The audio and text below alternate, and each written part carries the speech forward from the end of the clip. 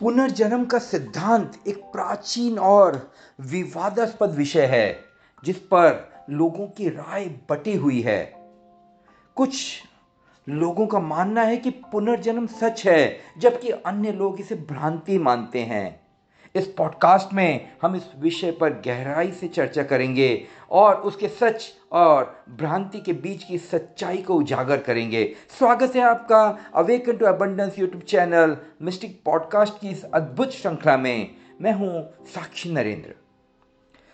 अध्यात्म के ऋषियों से हमने जाना जीवन के बंधन दो हैं। एक तो बंधन है राग का और एक बंधन है भय का। मनुष्य जिन हथकड़ी बेड़ियों में बंधा है वह राग और भय की हैं। राग है जीवन के प्रति, भय है मृत्यु के प्रति। दोनों एक ही सिक्के के दो पहलू हैं, क्योंकि जीवन से राग है इसलिए मृत्यु से भय है। अगर जीवन से राग चला जाए, जीवेशना चली जाए, तो मृत्यु का भय भी गया।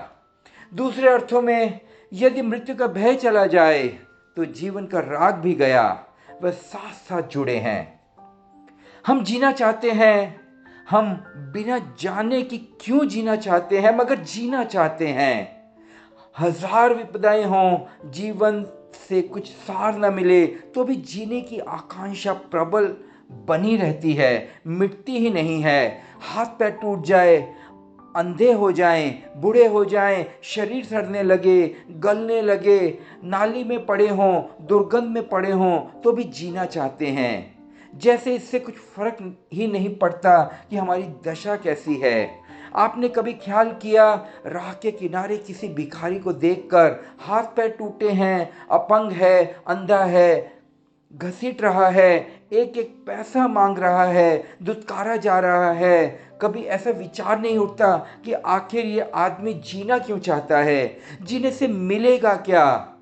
अब मिलने को क्या है? आंखें चली गई, हाथ पैर चले गए, देह कृश हो गई, कीड़े मकोड़ों की जिंदगी जी रहा है, सब तरफ से अपमान है, सब तरफ से दुर्दशा है, फिर भी जिए जा रहा है। क्यों जीना चाहता है? उसका मूल है जीवन में राग और मृत्यु का भय। जीवेशना बड़ी प्रबल है, बड़ी अंधी वासना है जीने की। अकारण हम जीना चाहते हैं, कुछ नहीं मिलता तो भी जीना चाहते हैं, और यहीं से पैदा होता है पुनर्जन्म का सिद्धांत। जो आप इस जन्म में ना कर पाए वह आप अगले जन्म में करना चाहते हैं। एक बहुत बढ़िया किताब है, किताब का नाम है hope for the terminal man. पुस्तक के कवर पर ही उसने लिखा है, बिना भोजन के आदमी 40 दिन जी सकता है, बिना पानी के 3 दिन, बिना श्वास के 8 मिनट, बिना आशा के 1 सेकंड भी नहीं। ये आशा ही है जो पुनर्जन्म के सिद्धांत को जन्म देती है। बिना आशा के कैसे जिएंगे 1 सेकंड? आशा जिला रही है, अभी तक नहीं हुआ, कल हो जाएगा। कल तक और जी लो, कल तक और गुजार लो, थोड़ी घड़ियां दुख की हैं, इन्हें बिता दो। रात है, सुबह तो होगी, कभी तो होगी। इससे मौत से डर है। मौत क्या करती है? मौत तलवार की तरह आती है और कल को मिटा डालती है। मौत के बाद फिर कोई कल नहीं है। मौत तुम्हें आज पर छोड़ देती है, एक झटके में रस्सी काट देती है कल की। भविष्य विसर्जित हो जाता है। मौत थोड़े ही मारती है, मौत भविष्य को मार देती है। मौत हमें थोड़े ही मारती है, मौत आशा को जहर बना देती है। अब तो कोई आशा ना रही, इसलिए आदमी ने पुनर्जन्म के सिद्धांत में बड़ी श्रद्धा रखी। फिर हमने नई आशा खोज ली, कोई हर्जा नहीं, इस जीवन में नहीं हुआ, अगले जीवन में होगा। कुछ अंधेरे रोशनी के साथ आते हैं, कुछ उजाले हैं कि साए छोड़ जाते हैं। एक वह है पांव कल की सीढ़ियों पर हैं, एक हम इतिहास पर जिलते चढ़ाते हैं जो समय के साथ समझौता नहीं करते, एक उपजाऊ धरातल छोड़ जाते हैं।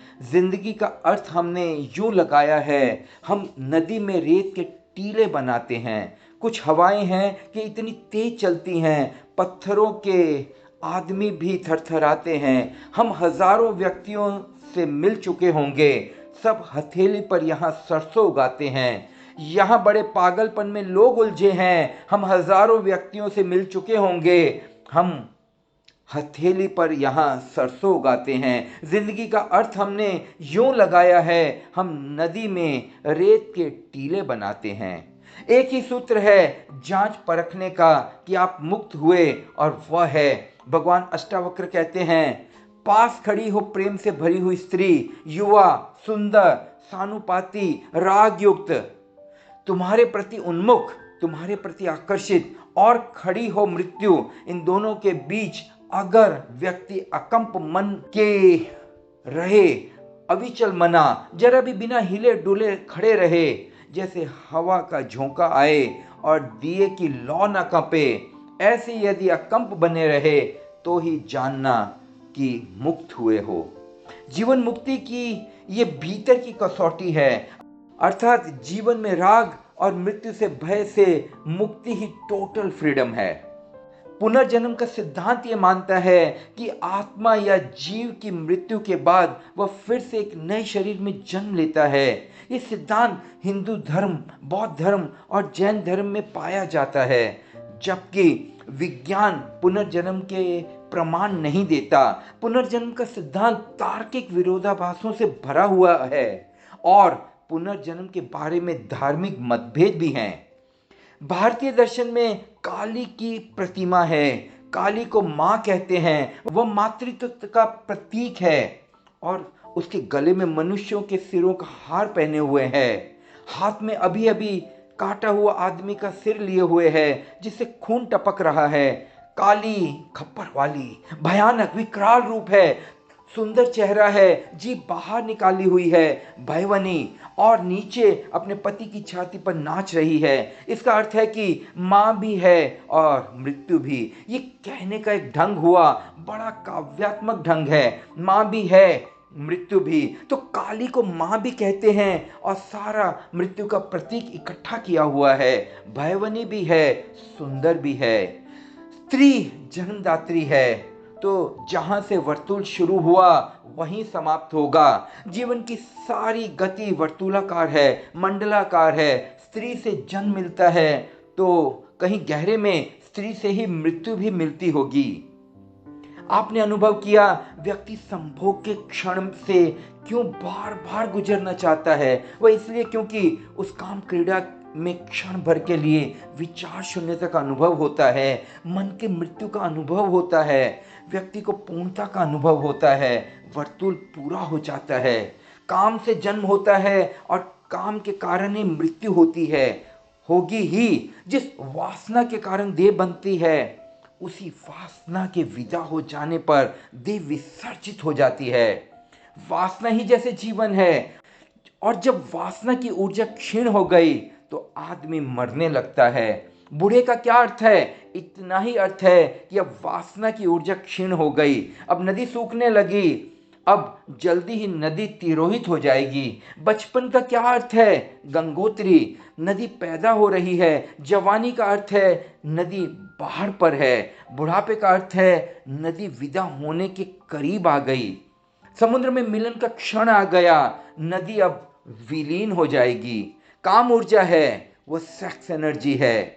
जैसे ही हमारे भीतर से काम ऊर्जा विदा हो जाएगी, वैसे ही हमारा जीवन समाप्त होने लगा। मौत आ गई। मौत क्या है? काम ऊर्जा का तिरोहित हो जाना मौत है। अगर व्यक्ति काम क्रीड़ा के दौरान होश को लेकर आए तो धीरे धीरे उसके प्रति पकड़ छूटती चली जाएगी। जिस मात्रा में काम वासना की पकड़ छूटती जाएगी, उसी मात्रा में मृत्यु का भय भी छूटता चला जाएगा। और जिसने मृत्यु का साक्षात्कार बिना भय के कर लिया, वह अमृत को उपलब्ध हो जाता है। उसकी कभी फिर मृत्यु नहीं होती।